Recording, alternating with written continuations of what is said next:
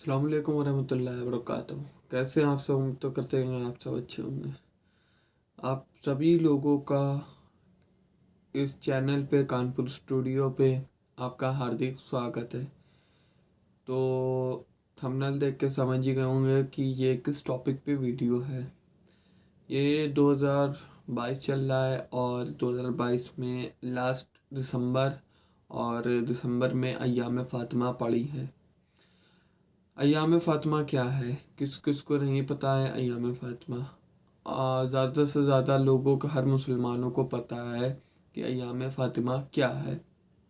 अय्याम फ़ातिमा को क्या हुआ था ये ऑब्वियसली सबको पता है, ठीक है। फिर भी मैं इसमें बताना चाहूँगा कि क्या हुआ था शुरू से आखिरी तक के। और अगर वीडियो अच्छी लगी हो तो चैनल सब्सक्राइब करके सपोर्ट करो, ताकि हम और ज़्यादा ऐसे ही वीडियोस लाते रहे इस्लामिक पे, ठीक है। तो जिन लोगों ने पहले तो बात तो चैनल सब्सक्राइब नहीं करा, जल्दी से चैनल सब्सक्राइब करो, लाइक करो, शेयर करो, ठीक है। और मैं एक और चैनल मेरा चलता है जो कि आप देख रहे हो पीछे ऐड हम कर रहे हैं, मतलब हैदर जैदी, ठीक है। तो हैदर जैदी और ये आइकन लगा हुआ है, ठीक है। तो इसको भी जाके चैनल सब्सक्राइब कर देना, उस पर हम रोज़ वीडियो बनाते हैं, ठीक है। और गाइस, अय्याम फ़ातिमा क्या है? अय्याम फ़ातिमा वो है कि जिसमें तुम्हारी हमारे हज़रत मोहम्मद मुस्तफ़ा सल्लल्लाहु अलैहि वसल्लम की बेटी, इकलौती बेटी को कत्ल किया गया था। इकलौती इकलौती बेटी को शहीद करा गया था, ठीक है। दरबार में 4 घंटे तक के खड़ा रखना और बीबी को, सैयदा को, शहजादी को झूठा बोलना, ठीक है। वहाँ पे उस टाइम की जो हुकूमत थी, हज़रत मोहम्मद मुस्तफ़ा सल्लल्लाहु अलैहि वसल्लम के बाद जो कोई भी बैठा था, मैं यहाँ पे किसी का नाम नहीं ले रहा हूँ, ठीक है। तो कोई भी इस वीडियो को पर्सनली अपने ऊपर ना ले। हम किसी का पर्सनली किसी के ऊपर हम ये वीडियो नहीं बना रहे, तो हम नाम नहीं ले रहे हैं। बट हज़रत मोहम्मद मुस्तफ़ा सल्लल्लाहु अलैहि वसल्लम जब इस दुनिया से रुखसत हो गए थे, उसके बाद जिस किसी ने भी उसकी उनकी कुर्सी पे बैठे थे, ठीक है। तो उन्होंने बीबी फातिमा को जो है शायद शायद नहीं, मतलब बीबी फातिमा ज़हरा के ऊपर जो है उन लोगों ने गलत ब्लेम करा था, गलत नाम लगाया था और शायद चोरी वोरी के बारे में भी कुछ बोला था, ठीक है। और बीबी फातिमा को झूठा भी कहा गया था, जिसके चक्कर में 4 घंटे तक के दरबार में भी खड़ा रहने पड़ा था। मतलब जब हज़रत मोहम्मद मुस्तफ़ा सल्लल्लाहु अलैहि वसल्लम थे, तब कि उनको ऐसी नौबत नहीं आई थी कि वो गेट से दिन क्या रात की चांद की रोशनी में भी निकल सके, क्योंकि वो इतना पाको पाकीज़ा थी, चादरदार थी बीवी, कि वो चांद की रोशनी में भी बाहर नहीं आती थी, ठीक है। लेकिन उनके ना होने के बाद दरबार में लाखों के सामने 4 घंटे तक के खड़ा रखा गया था, वो भी हाथों में जंजीर बांध के, और उनको झूठा बोला गया था, ठीक है। फिर इतना वाक़या होने के बाद, ये वाक़या हज़रत अली अलैहिस्सलाम को नहीं पता था। उसके बाद जो है वही जो हुकूमत कर रहे थे, उन वो लोग अपने सैनिक को भेजते हैं सैयदा के घर। कौन सैयदा, कौन भी फातिमा ज़हरा, किसके घर भेजते हैं? तो वो उनके घर पे भेजते हैं जिनके घर की चौखट को हज़रत मोहम्मद मुस्तफ़ा सल्लल्लाहु अलैहि वसल्लम चूम के रोज़ जाते थे, ठीक है।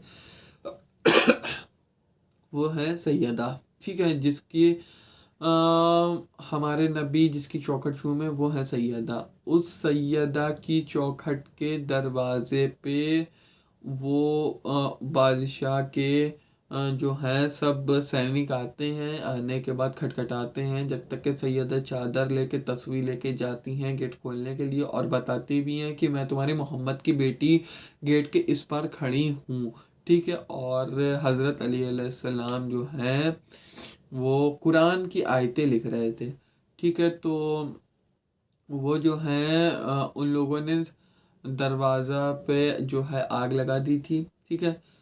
वो दरवाज़े पे जिसको मोहम्मद मुस्तफ़ा सल्लल्लाहु अलैहि वसल्लम चूमा करते थे, ठीक है। वो दरवाजे को आग लगा दी। आग लगाने के बाद जो है उस दरवाजे को अल्लाह मालिक, क्योंकि उस टाइम हम नहीं थे, जो हम लोग रिवायतें सुनते हैं वो रिवायतें ये हैं कि उस टाइम वो लोग पता नहीं लकड़ी से मार रहे थे, लेकिन लात से मार रहे थे, लेकिन किताबों में लिखा ये गया है कि वो लोग लात से दरवाज़ा मार रहे थे, लात से वो दरवाजे तोड़ रहे थे। ठीक है। तो हज़रत मोहम्मद सल्लल्लाहु अलैहि वसल्लम की जब बेटी को आग जलते हुए दरवाज़ा, मतलब दरवाज़ा जल रहा तो उस पर लात मारी, जिसके कारण दरवाज़ा गया था टूट, और टूटने के बाद वो बीवी फातिमा सल्लल्लाहु अलैहि वसल्लम के ऊपर गिर गया था। ठीक है, जलता हुआ दरवाज़ा उनके ऊपर गिर गया, और नीचे सैयदा, मतलब नीचे बीबी थी, उसके ऊपर जलता हुआ दरवाज़ा था, उसके ऊपर से लोग गुजर गुजर के जा रहे थे हज़रत अली अलैहिस्सलाम को पकड़ने के लिए। वो क्यों पकड़ने के लिए? वो इसलिए क्योंकि हज़रत अली अलैहिस्सलाम उनकी बैत नहीं कर रहे थे। क्योंकि बैत क्यों नहीं कर रहे थे, अगर आपको ये जानना है तो कमेंट में हमको बताओ। ठीक है, तो हम तो इसके लिए नेक्स्ट वीडियो बना देंगे, क्योंकि वीडियो भी लंबी जाएगी थोड़ी सी, I think 10 minutes of course. ठीक है, 10 मिनट्स ही जाएगी। बताना तो उस पे हम दूसरी वीडियो बना देंगे। ठीक है।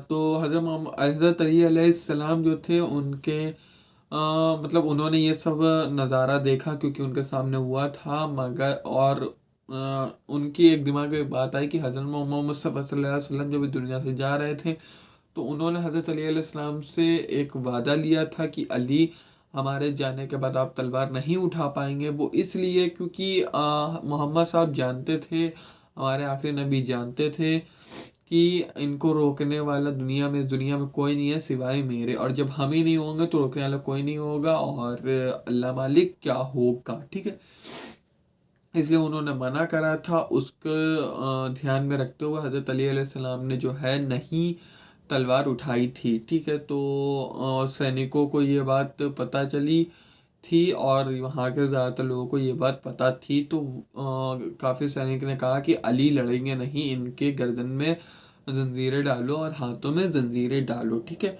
और उनके जंजीर डालने के बाद उनको घसीट ले जा रहे थे घर से। उतनी देर में बेबी फातिमा उठ के गई। उठ के जाने के बाद हज़रत अली अलैहिस्सलाम के जो है, मतलब उनको पकड़ लिया, या रोकने की कोशिश कर रही थी कि हम अपने मुर्तज़ा को नहीं ले जाने देंगे।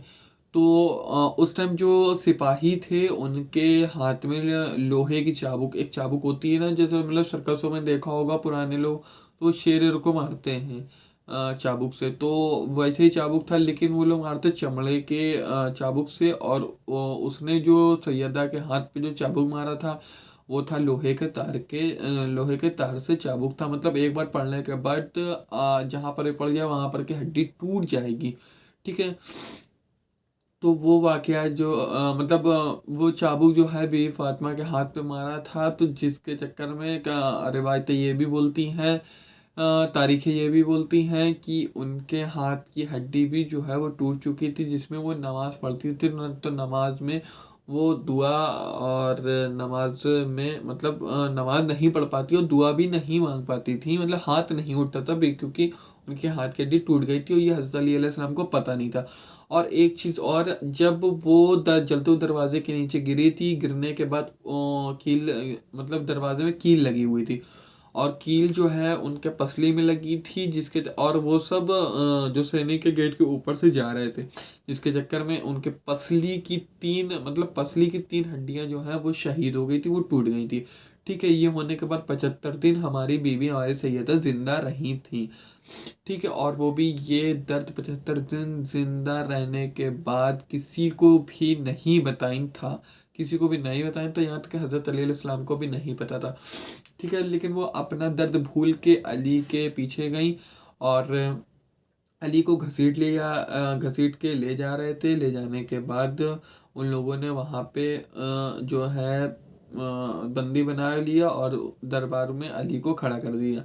तो बीबी को गुस्सा आया, उन्होंने अपने बाबा की असा लिया, अपने बाबा के तस्वीर ली, और मतलब तस्वीर ली, असा ली थी, और शॉल ली थी, मतलब 2-3 चीज़ें ली, और लेने के बाद बाबा की कब्र पे गई। कब्र पे जाने के बाद बीबी ने नाना से कहा, नाना मतलब बाबा, मैं आज ये पहली बार आपसे कुछ मांगने वाली हूँ, और मेरे मुर्तज़ा को ये लोग जो हैं ले जा चुके हैं और आज मैं इन इंसानों पे, इन लोगों के ऊपर बद्दुआ करने जा रहा हूँ।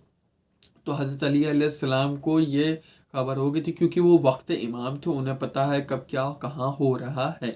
ठीक है, वो वक्त इमाम है। तो हज़रत अली अलैहिस्सलाम जो है उस टाइम सलमान वहाँ पे थे। सलमान एक सहाबी है। कौन सलमान है ये भी आप कमेंट में पूछ सकते हो, मैं इस पर भी नेक्स्ट वीडियो बना दूंगा कि कौन सलमान है।